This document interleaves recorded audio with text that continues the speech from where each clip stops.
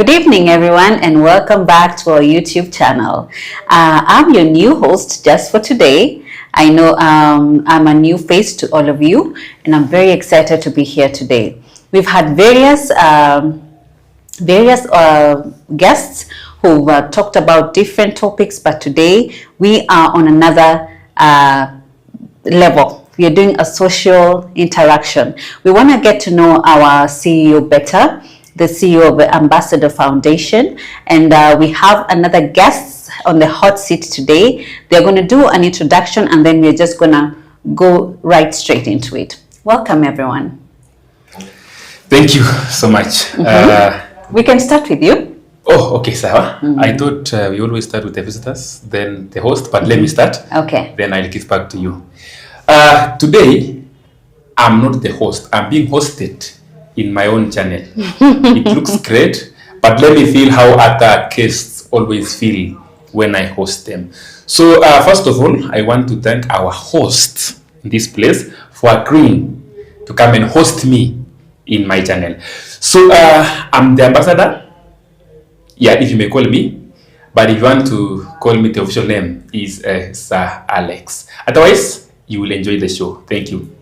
Thank you so much, Sir Alex, and great to have you here. And thank you also for welcoming me. Yes. On my left is the new guest, Karibu.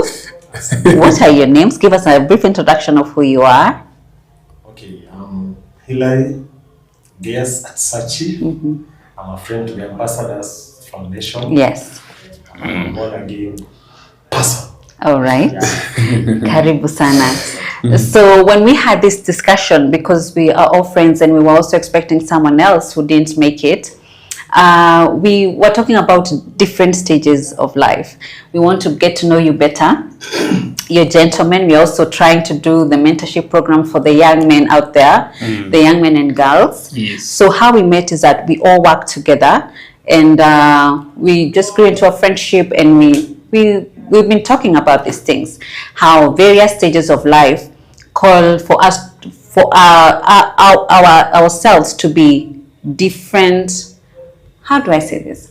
The different stages that we've been in life have required us to be our different kind of persons, right? Our different fashions. But different versions of ourselves. Yes. That's correct. So where did you grow up, Asachi? Okay. In the political ground, recently we came to learn about Ishaberi. We have learned about Madira. Yeah.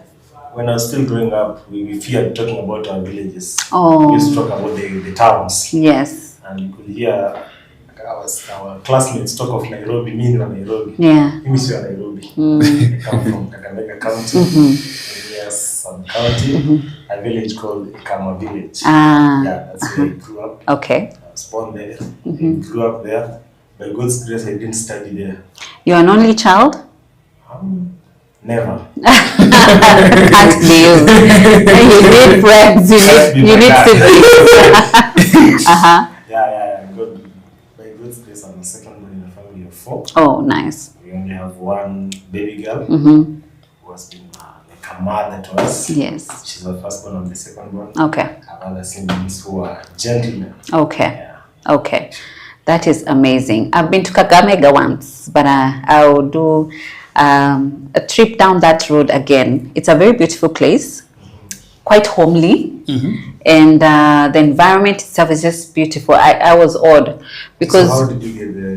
You cannot just come to Kakamega. No, I was one of our friends. What took you there? It was like a dowry negotiation or something.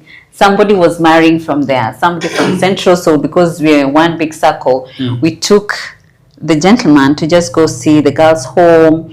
And I don't know how you guys do it, but it was an interesting experience. The journey itself and also the dowry negotiations themselves, it was quite interesting. So you participated in the journey, not the dowry negotiation? No, I was just, yes, I did that. And also, I was worried. Yeah, because of the culture, but the intent of my visit was dowry exchange. Okay, so it is, you participated in taking them there, but not about dowry negotiation, because you cannot negotiate. It's true, but now he asked me why I went there.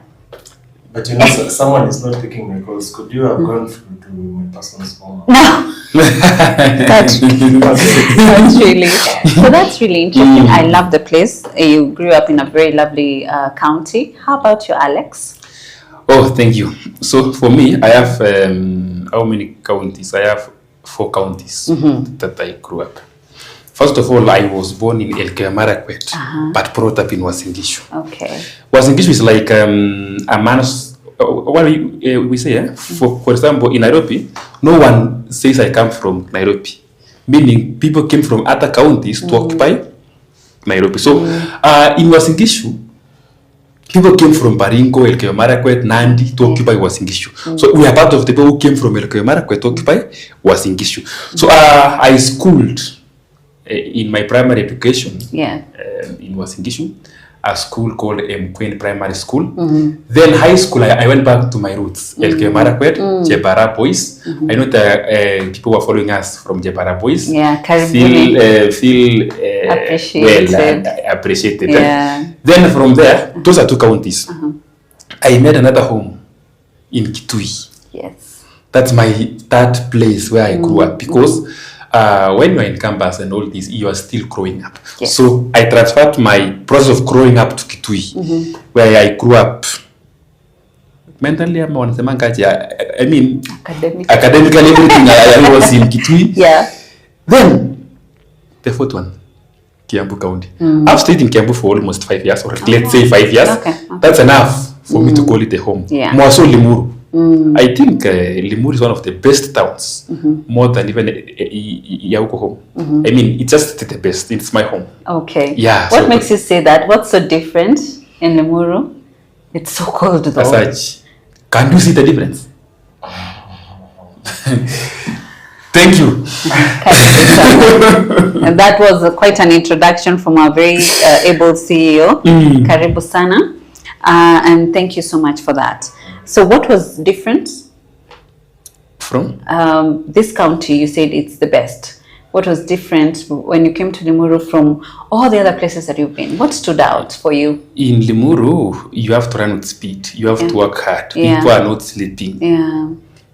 You know, at home, you can fail to work for your entire life. You will eat, you will sleep, you will dress. Yeah. Limuru, try that. You please don't, because you will just You'll be not homeless. like it. But I think I love that. Working hard, you wake up very early in the morning, do this, do that. Your brain is just on the road every time. Yeah.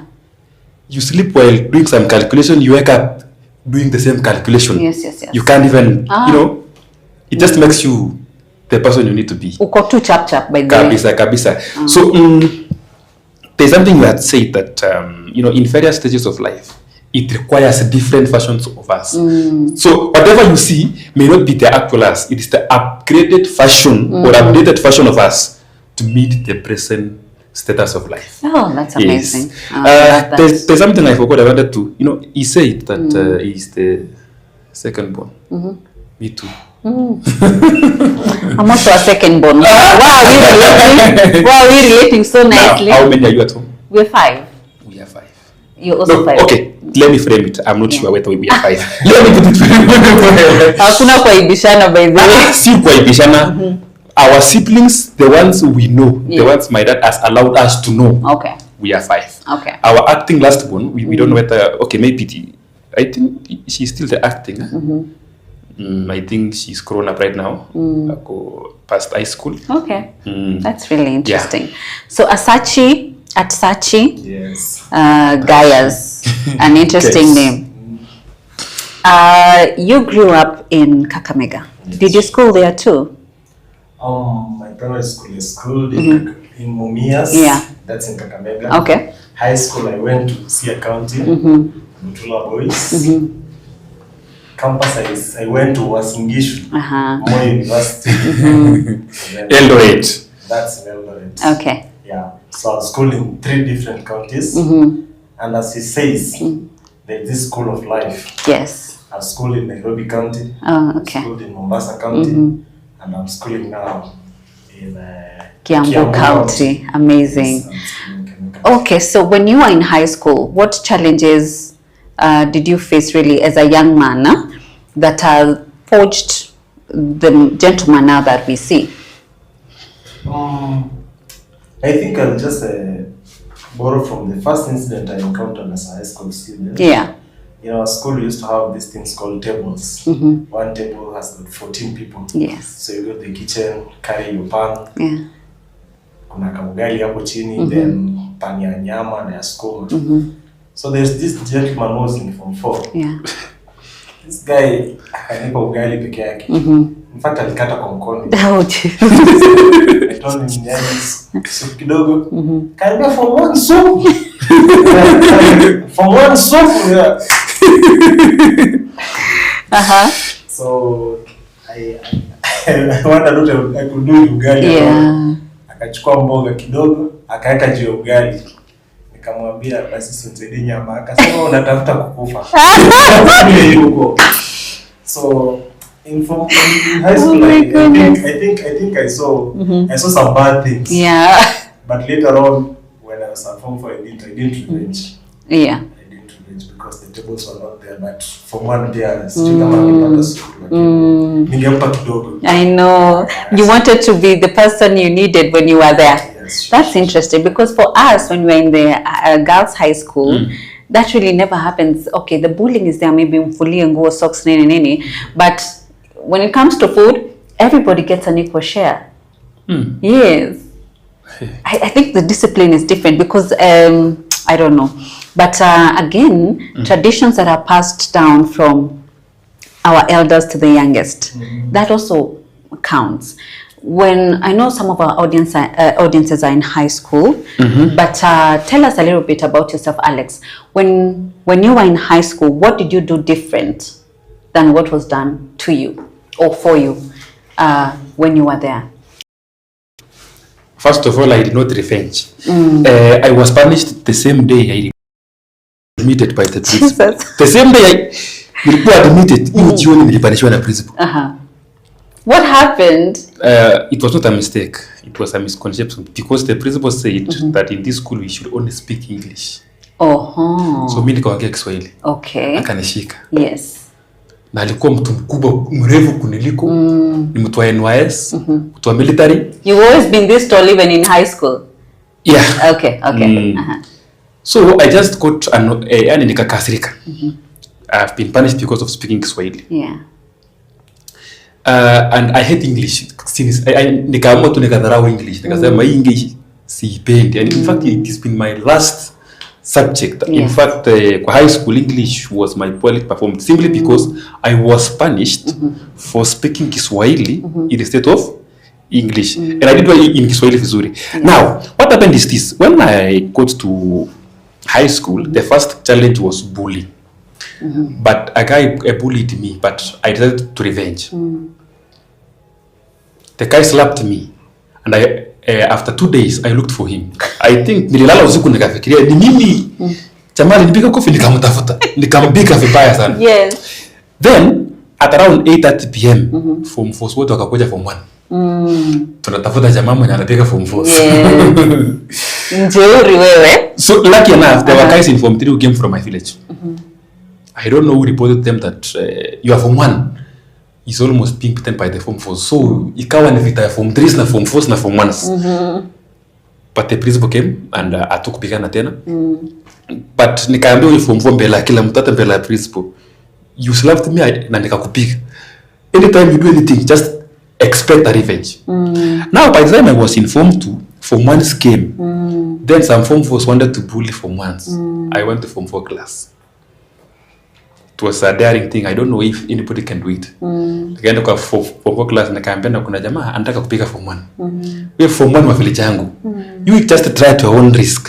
Na nikaenda. Oh, you stood up for them. In fact, since then I don't think there was bullying again.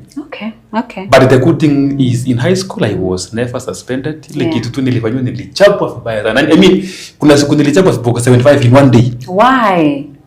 Tulienda kuchoma mahindi ya jirani ya shule. Tukachoma na alikuwa ananisuweka so tukachoma ikaisha. Akakuja shule akaambia principal sasa watoto wangu hawana chakula for the next 1 year. Tukaita tukachoma viboko. So high school actually the challenges I had in high school was 2 or 3. Okay, let's say 3. 1 ninja. Hakuna siku nilikula siku nikasikia nimeshiba. Yes. Hiyo plate ilikuwa ya watoto wa nursery. Number 2 ni Population ilikuwa how much? How many students? My school had like let's say 600. Okay. That's fourth stream or? It was no, we were 3 stream Okay, for okay. us. Okay. But those following us, I think they were a little bit many. So one thing was njaa. Hiyo naye unapewa sana unaangalia kwanza jioni 6 jioni unaona hii it is until tomorrow morning ndio nipata another meal. Yeah. Na kesho asubuhi ni bori si ati ni kitu kubwa. So basically ni mpaka kesho lunch. Yeah. One. Number 2 ni usingizi. Si kwa lala nikasikia nimetosheka.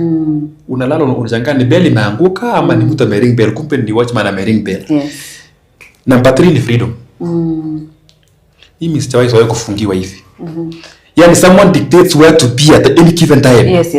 A slight mistake, and I think in my school one way of recruiting teachers was physical appearance. You would never find a short teacher there. Those guys, it was like ukitokea tu kwa interview na ni wewe. Yeah, we have selected you. It is you. Guy. You contain this. So I had to get interview kwa shule. I mean, I will be picked. Yes. Okay. So those guys okay. will never make jokes. My friend tried to fight with a teacher. The next 30 minutes, tulimwenda usiku mwana. Anyway, that was high school. It was that bad. Yes. Okay. So what was your favorite subject? Or subjects? I had, let's say 3. One is chemistry. And up to now, I still teach chemistry. Yes. Physics, I loved it until my physics teacher slapped me in front of my girlfriend. Nikadharau physics. It was a mixed school. No, tunaenda function. Chebusas boys, Eldoret. So kumbe ameitana tuingie kwa bus, mimi bado tunatembea na msichana wenyewe. Sasa huyu msichana akaniambia aje nikupie escort mpaka kwa bus. Bwana huyo mwalimu akashuka chini kwa stairs na akanishikia. Nikadharau physics, lakini baadaye nikaipenda physics na nikafunza physics. But now my favorite was chemistry. Okay. Biology. And by default, Kiswahili. You know, I was punished because you didn't. I had to take Kiswahili simply because I was punished because of Kiswahili. You had to take one language seriously, and you chose Kiswahili. I chose Kiswahili. Okay. Yeah. Amazing. So there you are at Sachi. Yeah. You're done with high school. You've had experiences. Now you're required to be a different version of you when you're going to campus. What did you study in campus? I took education, Kiswahili and religion. Yeah. So you're also a fan of Kiswahili like Alex. That's good. And what was your experience there from the year 1 to year 4, right? Campus. Yes, in campus. What was your experience there? Number 1, financially, you're a student, you're a young man, you're not working. Financially, and number 2, socially. What was your experience in those 2 areas? Okay, personally, number 1 in campus, I never lacked. I had a very supportive dad. Amazing. Every week he could call to ask. You've not asked for money, why are you getting money? Yeah. So he would send me money. In campus, my life was so soft and it gave me good time to concentrate. But now I put more focus on seeking to know God. Okay. So in campus, I sought after God. I didn't have so much time to have myself. Yes. So I tell people that I had more fun in high school than in campus. Because you felt more free in high school, or no, actually, at times when you have freedom, you cannot use it to do what you thought you would use it. It's true. Trust me, now that we are adults, we understand that statement very well. When I was in high school, anytime I met a girl, I would ensure we talk at night. I would ensure. You talk But further. now, this is a point where I've reached. Yeah. And you're learning with girls. In my whole entire life, my schooling life, Yes. I never saw a girl sitting next to me. The first girl I saw, it was in campus. Yes. And you see in campus we have a lot of free hugs. Yeah. So I could get to class a few minutes before time. Yeah. If I were in those days of high school. But now, first year at least is a kimbia hug. Yeah. Then I go to a place. I had you asking socially. Yeah. My social life in campus got a bit complicated. Because number one, I left home with a girlfriend. Yes. That small girl that I thought would be my wife. Yes. When we were still in primary. You made fake promises to say, I'll come back for you, I promise. But I did. You did? Yes, I went back for her. Where is she now? Mambo ya Mungu ni mengi. You can say that again. You can say that again. I was joining campus. I transited with her. She was in a, now we were playing national school leagues. She was in a national school, girls school, and I was in national school and boys school. Yeah. So we connected to national school to Patani campus. So Mbaya, akaenda Kenyatta, and I went to Eldoret. Okay. So that distance, hakuna kitu ingefunganisha pamoja. Yeah. Social life ikacheza kidogo, at least for 1 year. The second year it couldn't work anymore because you know msichana akienda Nairobi, she learned how life was supposed to be, how a good man is supposed to be. The first thing a good man should have is money. not only these stories that we tell them. So she got that good man, maybe. I don't know, but I didn't chase because I was pursuing some other things. Did you get gentlemen or lecturers who mentored you to be a better man while in campus? I'll say, in fact, I just failed one of them. Okay. I made a friend with my first lecturer, first lecturer that taught us. Apparently, he gave us an assignment, which was a cut out of 20. He scored 17, and was the best. So, we became great friends. With him, Dr. Ekesa. So, send some greetings to Ekesa. Okay. I'll send him greetings. We were great friends. And he played a vital role in my academic life in Moi University. To the last minute as I was graduating, he was there with us. And he tried to push me into masters, but nilikuwa nasikia nimechoka kidogo. So he again shared his vision with me. He wanted to take me somewhere else. But nilitoroka. I failed him. That's why I'm saying I failed him. Na kila wakati tukiongea ananiambia, ila uliamua nataka hizo vitu za good morning. Sasa good morning ndio kwa mwalimu.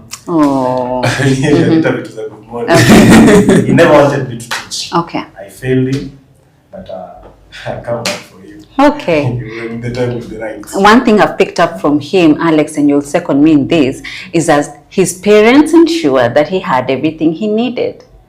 So that he won't, as a young man, he wouldn't have, I know it wouldn't have been him, but you know how you can get introduced into peddling drugs and doing other bad things, but they ensured you had everything you needed, and I applaud them for that, wherever they are watching us from. That's a great example. And for you, when God blesses you with children, I am sure you're going to do the same for them. Sure. Yeah. So back to you, Alex. Yes. You have graduated from high school. You're now in campus, and you told us you studied in Kitui.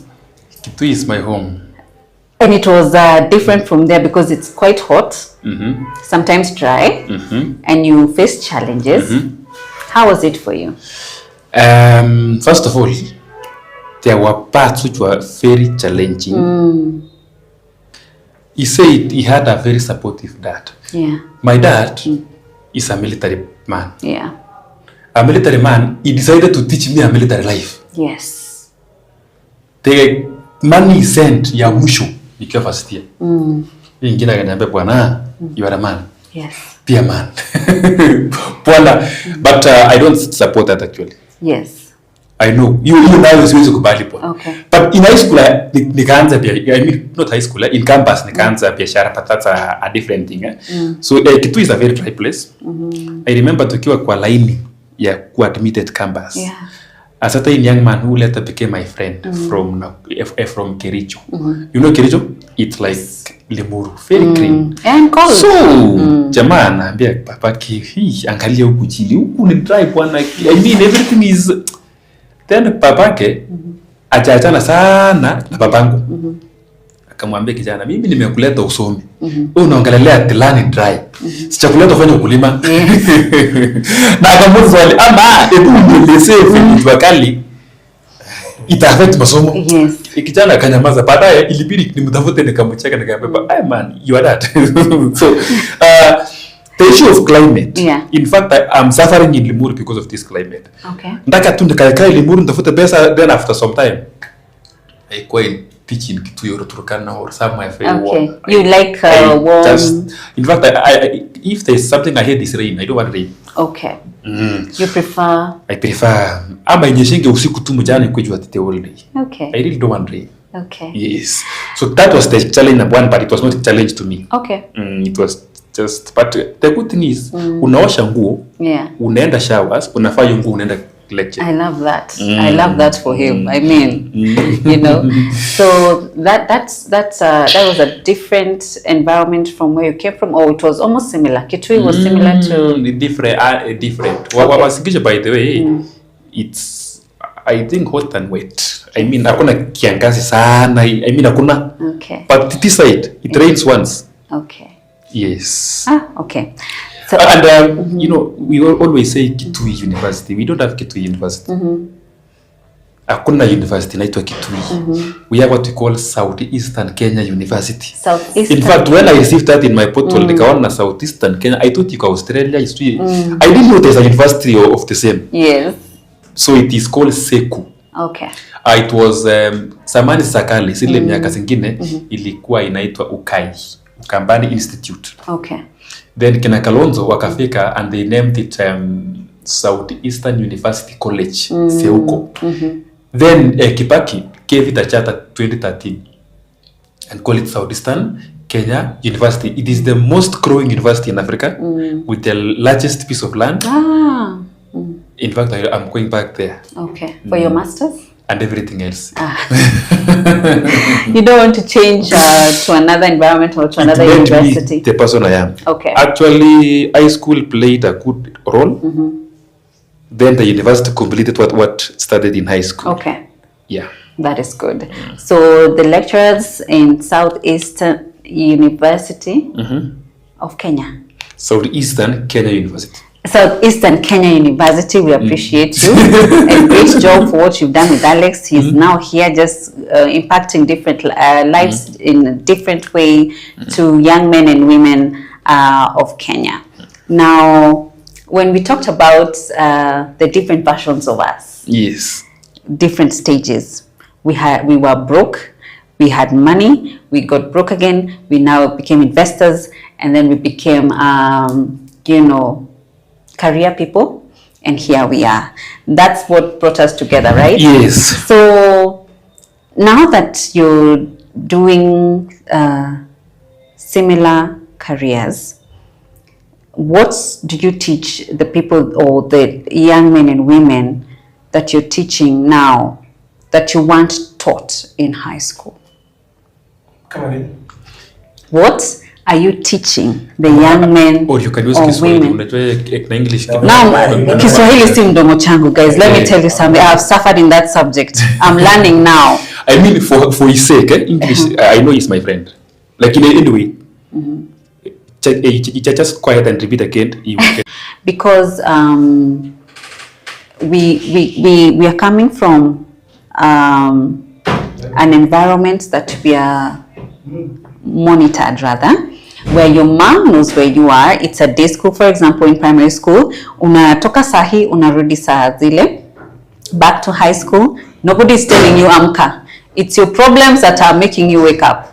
Those punishments that you're fearing, and the assignments that are this, this huge. So what were you not taught in high school and you're teaching the students that you're teaching now? Okay, so personally, as a teacher, the mentor I am, I tell my learners that everything that's happening to them now, it's for their own benefit, it's for their own good. As gentlemen in high school, they used to tell us, you're reading for your wife, you're reading for your husband. But according to how the society is, a woman cannot read for a man. So we're teaching those women, they should read for themselves. Yeah. So we could read, we could work hard for the people that were, for a man, you get a friend, you make her wife, she eats your money. After some time she goes, she comes with her friends. Friends who are jobless. She gives back to her friends to eat your money. Yes, they gang up against you. Yeah. So And her friends who are jobless is his children. That's what he means. Yeah. so I tell girls that it's all about them. So you fail, you'll be sending your friends messages, you 2K urgently. Jesus. And it's the saddest thing that can happen to a human being right now. Because that 2K that you need urgently is what we are looking for. And you'll have to pay for it, for you to have it. There's nothing that comes for free. There's nothing that comes for free. Even favors, yes, there's something that we must get in return. And there are men outside there who are willing to give out those urgent monies, but when they'll need you urgently, you'll have to avail yourself so that you get other favors. Yeah. So, and that's a cycle that we want to break. Yes, that's a lifestyle we don't want to encourage anyone to be part of. Sure. Yeah. So in the current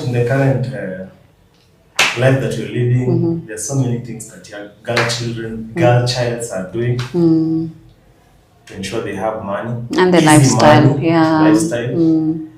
And one thing I'll say it begins from parents. My dad taught me how to follow his God.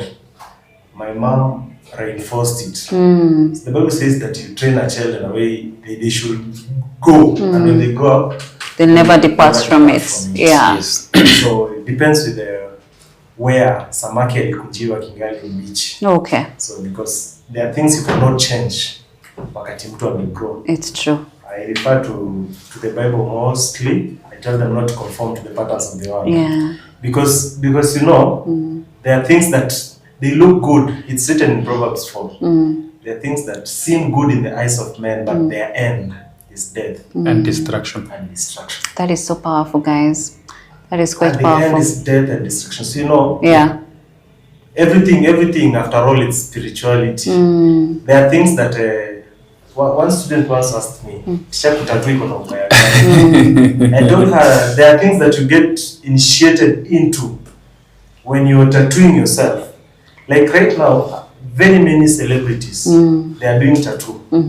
So our children, this Gen Z and the next generation, Alpha, they think that when you have a tattoo, now you are in the system.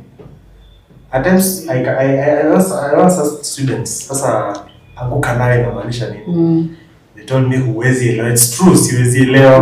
But now, the end, ya hiyo anguka naye ni nini? You know, it's an anthem yenye na run, maandamano. Maandamano is coming with destruction, not of property, lives, a lot of things are being wanaanguka nayo. Yeah. And again, you're there dancing to that music. Yeah. So you see, there are so many things in the atmosphere.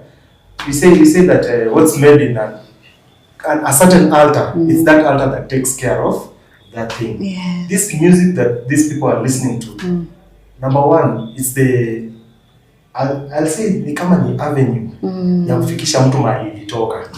Unaona? So you listen to this music and you're dancing to it. This person mwenye alitengeneza, for a Christian music, for you to hear unikumbuke ili hit the world for Christina Shusho, mahali alitengenezea on her knees. So when the world ilisikia wimbo, people went back. That's why you hear those songs za zamani wa kuabudiwa. It's a song that ni ya zamani 2009 to 8. But we still feel the right impact. Imebeba that life. Yes. But you'll find this new generation things. For a teacher, I tell them, usiangalia this entertainment yenye imesimama mbele. Angalia mbele. There is something yenye inafunikwa. Bora ni enjoy. So we are all waiting for that part. Yes. We are not listening to the words. Maisha mafupi ni simple. You part ya the beat. Yes, it is actually meant to distract you from a certain message there. Yes. So I went to YouTube, nikaona umeandika short life. Short life is sweet. The translation imeandikwa life is short and sweet. Yes. Of which ni different from kitu kinaimbwa. Anaimba maisha mafupi ni simple. Kwa nini niteseke? Jiunge nami. So you know you are joining someone mwenye anaishi life yake. And you know this person we're talking about. Yes.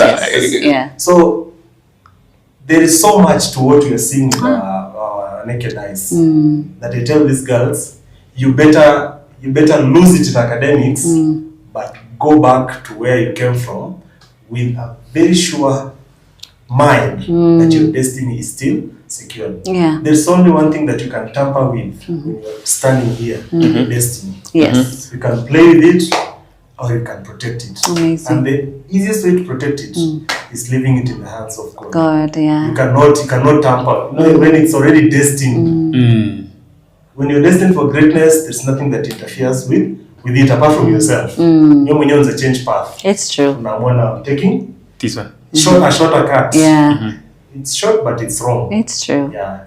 Shortcuts are normally wrong. It's cuts. sweet, but Yeah. So you're telling them that life has got so much than what you can see in the naked eyes. Amazing. Yeah, sure. Woof, guys, the there's a purpose message. somewhere to get you lakini. The message is home. The message is home. I read somewhere that if you buy a Toyota car from a dealer and then there's a problem with the car, you go back to the manufacturer of a Toyota car. So we are from God, and if you get a problem, I mean, the solution is with your author, is with your maker. But if you get it somewhere else, I am telling you, most or high chances are you will not end well. It will not end well with you. Sure. So thank you so much, guys, for that amazing message, and I hope you guys are taking notes, are listening, and are getting something from our discussions today. So my last question, so that we wind up, but we're going to have another session with the guys again, and one more guest that we are hoping will join us next time. So you're out of campus. Alex. Yes. How did you come up with the Ambassador Foundation? Okay. So first of all, the word ambassador. Noting that it has been your anthem for a very long time.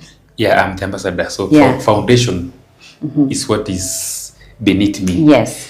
So the meaning of the word ambassador is like if I send you, like now, if we are sent to go and preach a gospel somewhere, some Bibles can call us missionaries, some fashions can call us ambassadors Yes. of Christ, for example. Yes. Now, when we talk about ambassador, I'm the ambassador of anything that is good Wow. to be consumed by human beings. Amazing. If it is character, I'm the ambassador of character. Good. If it's hard work, Yes. I'm the ambassador of hard work. Amazing. Everything that is good, I'm its ambassador. Anything negative, I'm not part of it. Oh, wow. Wow. That is amazing. Yes. So you came up with that dream Yeah. to impact positivity only. Yeah. When I was in campus, actually, I used to, call myself the ambassador of this, ambassador of this. When we are talking about anything good, I'm its ambassador. Yes. If, by the way, one thing that I always talk about is discipline. Yeah. I'm the ambassador of discipline. Actually, I don't wait for someone to tell me that I'm disciplined. I know I'm disciplined. Yeah. So when we talk about these things, I'm telling them I'm the ambassador of this. So ikafika mahali, I used even to go to high school, so I talk with students there. Then I saw someone posting that the future is online. Meaning, I don't have to go somewhere. You tell the chief wa hiyo area, nataka uniwekee vijana wote kwa group, nataka niwaongeleshe. Yeah. Kama hii message ya search. Fanya amesema tu vizuri. It will reach very many people. Yes. Now, I ask myself, how can I reach these people? Yeah. Sometimes you don't get the avenues to talk to. Yeah. You tell a principal, I want to talk to your boys. And the principal tells you, in my program, we don't have free time. Yet you feel inside you, You want there to say is something these people must hear from me. Yeah. Because I'm the ambassador. Yeah. Now I said, I'm going to create Ambassador Foundation. Now, first of all, to bring the people, I blended with education. So if you go to my channel right now, you will find chemistry, you will find physics. I mean, you will find the content. Yes. Yeah, high school. Okay. Now, in the process, our followers, many of them are high school students and their parents. Yeah. Because sometimes a parent must ask himself or herself, hii kitu mwanafunzi na watch. Yeah, what are you watching? So Yes. my followers are the high school students and their parents. And I can reach them. Okay. If I wake up at night and I realize I have a message about hard work, Yeah. if I feel that youths are not working hard like they should be, Yes. I will call my producer Mickey. I tell him, can you film me? There is a message that it must drive somewhere. I am the ambassador of hard work. Yes. That is how now it is. Oh, amazing. Amazing. Yes. Thank you so much for doing that. Thank you so much for hosting us. Thank you so much for being such an impactful person in our society, for the young men and women, and also the students who are watching us right now, and in all parts of the country, all counties, all regions. I hope and pray that you have got something from us. We're going to go on a short break, and then we're going to come back and summarize this session. Welcome back, guys, and thank you so much for staying tuned. We're about to summarize, but before we go, from our guests today, I want us to know what they do during their free time, and why they enjoy doing that, away from work, away from the noise of and the baridi ya Limuru, what they enjoy doing, because we can't work all the time. Sometimes self-care is important. What do you do to, unwind and take a step back and think about your life? So, at Sachi, what do you like to do during your free time? I'll say, Hosea chapter 4 verse 6. Yes. My people are perishing for lack of knowledge. Yeah. For you to get knowledge, and knowledge is power. Yes. For you to be empowered in today's generation, in the season that we're living in, Yeah. you have to read. Yes. So that's what I do the most. Okay. And with reading, nowadays people are writing books, Yeah. and they are recording themselves and Okay. posting it. Okay. So it's easier to watch something that you've read, Yes. or watch something than read it. Yes. But chances are that immediately after you've read, you've watched, you won't read. So I prefer reading first and Yeah. watching. They say that when you want to hide something from Africans. from the world, Yeah. you Yes. put it in books. Yes. There's something that is very powerful in the books. So I read a lot. I read magazines, I read journals, I read my Bible. Yeah. Because I'm in pursuit of knowing God more daily, as He reveals Himself differently in different dimensions in my life. When you mentioned watching something after you read it, I relate. There's a book I'm looking for, honestly, and it's called The Three Body Problem. There's a movie called The Three Body. Have you watched it? Have you watched The Three Body Problem? I don't watch movies. Okay. The Three Body Problem is so interesting, you guys. You should watch it. That there's another planet. The inhabitants of another planet, they want to come into the earth because it's more friendly. In their planet, or in their I don't know, is it a planet or in their in their planet, there are 3 suns revolving around it. So the crop won't grow because there's no day, there's no night, there's no sun, there's no rain, there's no snow. So I want to understand the author, because it was first a book and then Netflix adopted it, and it's now an awesome movie. But I relate to what you're saying. So, Ambassador, what do you like doing during your free time? Free time bila una kazi? Yes. Now, let me split it. Ama uko na kazi lakini unataka ingoje because you need some self-care, which is also important. I'm getting you. Yeah. Now, there is this free time, you have 40 minutes. You are free for the next 1 hour. Yes. You are free for 2 hours. Then we have free time a whole day. Holiday, yeah. Now, let me start with this. Sometimes when I'm free, for 1 hour, 2 hours, I watch PLO, Lumumba. I watch a show.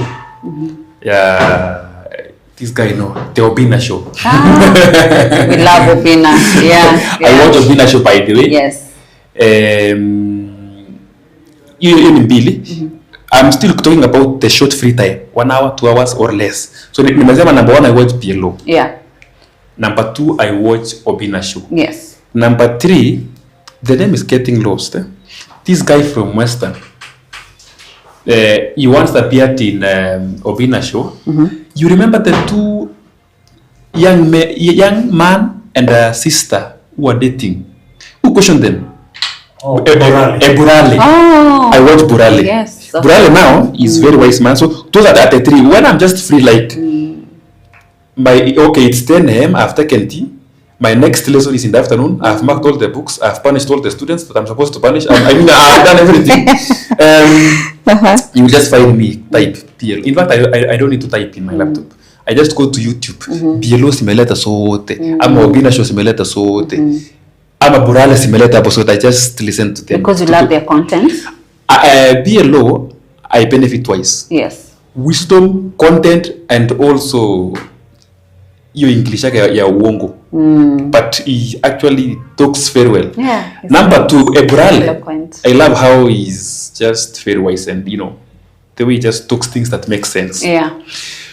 Obina, I go there to be happy and to know how to run shows. Yes. Now that is it. Now, when I have free time, like I know from Saturday and Sunday, okay, Sunday is for church. It doesn't compete. Even the same kuna mtu maybe mrembo nimemtafuta for 3 years na akataa niambia Sunday tukutane usiendi hiyo ni ya church. Now, let's say Saturday mzima niko free. I will just visit my friends. That's what I always do. Naweza toka hapa niende Nairobi nitafute Edu. Okay. Edwin, a friend of mine. Ama nitoka hapa nikuje Lingu. Ama nitafute tena mahali. Yeah.